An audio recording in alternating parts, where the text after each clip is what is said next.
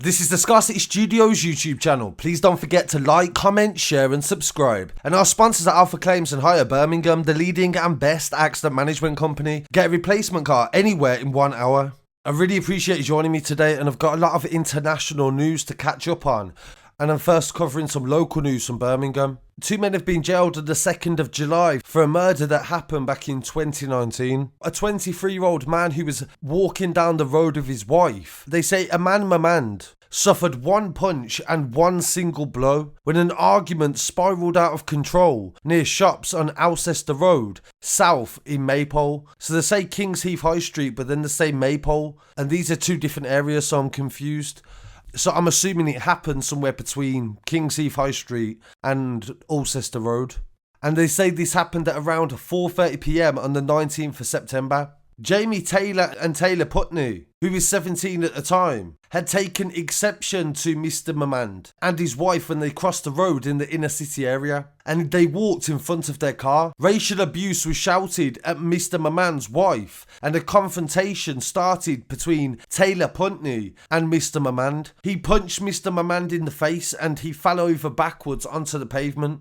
And when he tried to get back up, and Taylor launched a flying kick, causing Mr Momand to fly against a nearby car. Both blows hit him in the head and neck, resulting in fatal injuries. Passers-by tended to Mr Momand before paramedics arrived, and he was taken to hospital in a critical condition. Despite the best efforts of medical staff, he sadly died 3 days later on the 22nd of September. A post-mortem examination showed that he died from a head injury, and Taylor and Pountney fled the scene, and CCTV footage of the attack was vital in helping the police to track them down and find the car that they'd driven away in. Taylor handed himself into police on the same evening after the attack, and they traced Taylor Pountney to an address in Birmingham on September the 22nd.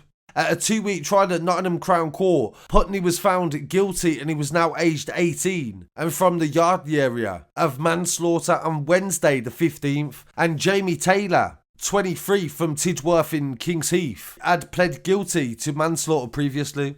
Both men were sentenced on Friday the 18th of June, and Taylor was jailed for 4 years and Pountney for 3 years. Detective Inspector Michelle Allen from the Homicide Department said, rather than drive away and carry on with their day, the pair chose to get out of the car that they were travelling in and confront the man and wife in the street just because they'd crossed the road in front of them. This was a senseless and tragic incident, and I definitely feel they've played down the element, the fact that they shouted racist abuse at them. And it also highlights the danger of even something as little as what you'd think would be a punch. Nobody thinks that one punch can kill somebody, but it happens time and time again where it's not necessarily the punch, but the impact afterwards or where their head hits, and you can't predict that. So my condolences to the family of Mr Momand, and hopefully somebody can learn a lesson from that story and not replicate the same mistakes. In some other news coming from the West Midlands, in a story that we covered previously about an abandoned nightclub that was turned into a cannabis factory. This was on an industrial scale and one of many that have found Albanian gangs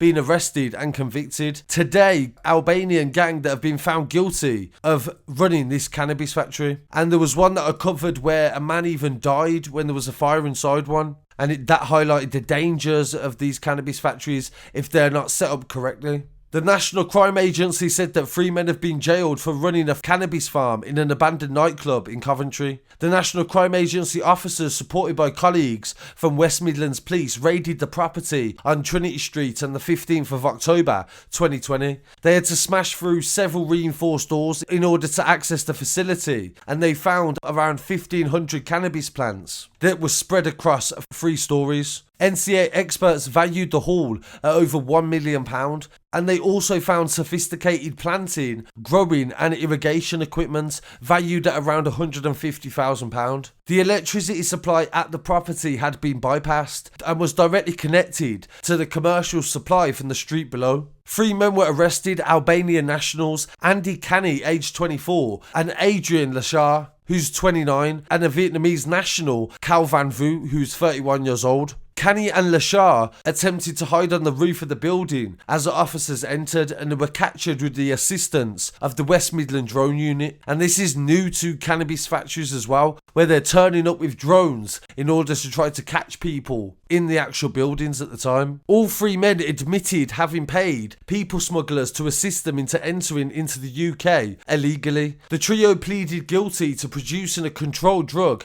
and today on the 29th of June, a judge at Warwick Crown Court sentenced Vu to 40 months in prison, Lashar to 34 months in prison, and Canny to 28 months in prison. All three will face deportation after their jail sentences. And the branch commander for the NCA, Mike Pope, said all three men were involved in industrial scale drug production, and it's certainly the largest and most sophisticated factory the NCA have ever found. They were responsible for maintaining and storing drugs and equipment over £1 million. And they say this has a massive effect on organised crime gangs and potentially millions of pounds worth of profits that they would have made. So really appreciate you joining me for this latest update. I'll be back again very shortly with some more news. Please don't forget to like, comment, share and subscribe. Peace.